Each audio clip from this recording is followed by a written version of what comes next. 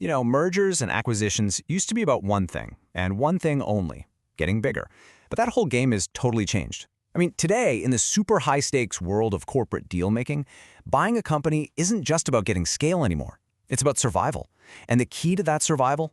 It's all about digital armor. So how on earth did cybersecurity become the new kingmaker in corporate strategy?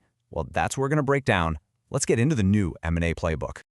And look, this isn't just some theory we're talking about. As James Bull from RSM points out right here, a whole string of really high-profile cyber attacks has put a ton of pressure on corporate boards. You've got regulators breathing down their necks demanding stronger defenses. So what are companies doing? They're opening up their wallets and deciding to buy their security, not just try to build it from scratch. Okay, so Section 1, the new M&A playbook. And yeah, it's really no longer just about scale. The old way of thinking, just buying a competitor to grab more market share, that's kind of fading out. In fact, over 60% of major deals last year were what experts call scope deals. And here's what that means. Instead of buying a rival just to get bigger, companies are now buying innovators to get smarter. They're going after new tech, crucial skills, or some kind of unique edge in the market. And what's so fascinating here is the story this list tells you about what really matters to businesses today. Yeah, sure, new customers and markets are still important, of course. But just look at the rest of these drivers. We're talking about acquiring tech, securing AI talent, getting a digital edge. It's all about building a business that can actually last. So companies aren't just buying customer lists anymore. They're buying innovation, they're buying intelligence, and maybe most importantly, they're buying resilience. So, what's the biggest prize in this new playbook? It's right there, AI. Artificial intelligence has become the main reason for so many deals. It's created this incredible urgency for companies, a feeling that they can't just use AI, they have to own it. And that means owning the talent, owning the infrastructure, owning the whole shebang. All right, Section 2, the digital Achilles heel. Because here's the twist, right? Every single one of these amazing tech-focused deals comes with a massive, often hidden risk. It's the Achilles heel of modern M&A. Because when you buy a company, you're not just buying its cool assets, you're also inheriting all of its skeletons in the closet, especially its digital ones. So let me ask you this. Where do most of these huge, multi-billion-dollar deals actually go wrong? Where do they fail? Well, I'll tell you, it's not in the boardroom while they're negotiating. Nope. The real battlefield, the place where all that value is either won or lost, is everything that happens after the papers are signed. This image really nails it. This is the central conflict, the balancing act in every single tech acquisition today. On one side, you've got this huge promise of AI and innovation. That's the shiny prize. But on the other, you've got the very real danger of cyber risk. The second you start trying to stitch together two different companies, you're also trying to stitch together two different tech ecosystems. And that creates all these little cracks, these weak points, that hackers are just waiting to pounce on. And the cost of getting that balancing act wrong? It is absolutely staggering.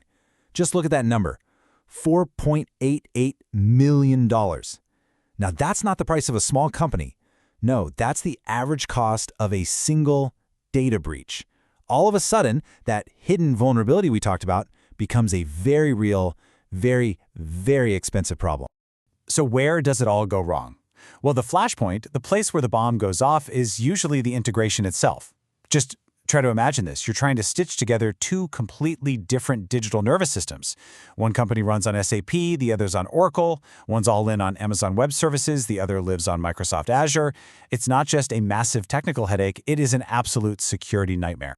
Okay, on to Section 3, the AI-powered dealmaker. And this is where the story gets really interesting. Dealmakers are literally fighting fire with fire. To get through this incredibly complex and dangerous M&A landscape, they're turning to the very same technology that's creating so much of the risk in the first place, artificial intelligence. And the difference is, well, it's like night and day. The old way of finding a company to buy, it was slow, it was reactive, it was all about who you knew, your network of brokers and contacts. But AI just completely flips the script. It's proactive, it's totally data-driven, and it can sift through thousands of companies to find these amazing opportunities, these hidden gems that might not even know they're for sale yet. So how does it do that? Well, for instance, an AI can actually analyze a company's code to figure out its technical debt. And that's basically just a fancy term for all the hidden costs from taking shortcuts and using quick fixes in the software, stuff that's going to cause major headaches later on.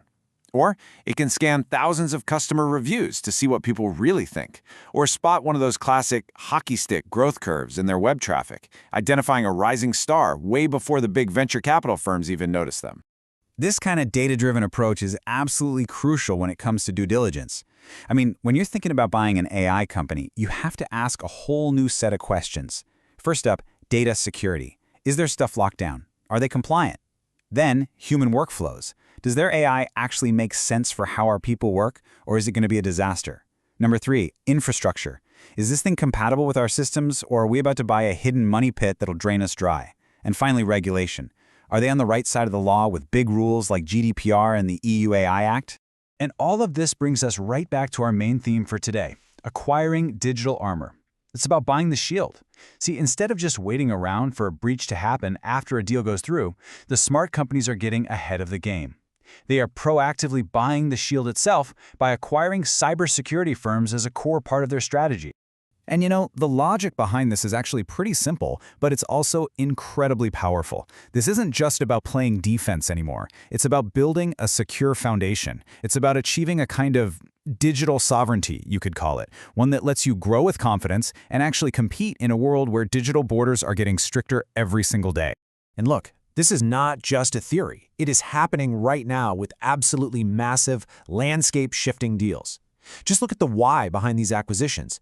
Google buys Wiz for $32 billion. Why? Not for a product, but for visibility across every cloud. Palo Alto Networks stops $25 billion on CyberArk to create an end-to-end security platform just for AI. Deals like these prove that the biggest players in the game don't see security as just another feature. They see it as the entire foundation of their business. But as we've been saying, the deal itself is really just the beginning. The hardest, most dangerous part of this whole process, it starts the second the ink is dry on the contract. Welcome to the integration minefield. I mean, this quote really says it all, doesn't it? Integration is where most deals succeed or fail. You can have the most brilliant strategy, buy the absolute perfect company, spend billions and billions of dollars, but if you mess up the integration, the whole thing can just collapse. And worse, you're left with even more risk than you had when you started. And the challenges are just immense. It really is a minefield. You're trying to smash two different company cultures together and hope you don't lose all the key talent you just paid a fortune to get. And at the very same time, you're trying to consolidate these insanely complex IT systems and security protocols, which, by the way, opens up this huge window of vulnerability for data breaches. It is a monumental task, and there is almost zero room for error.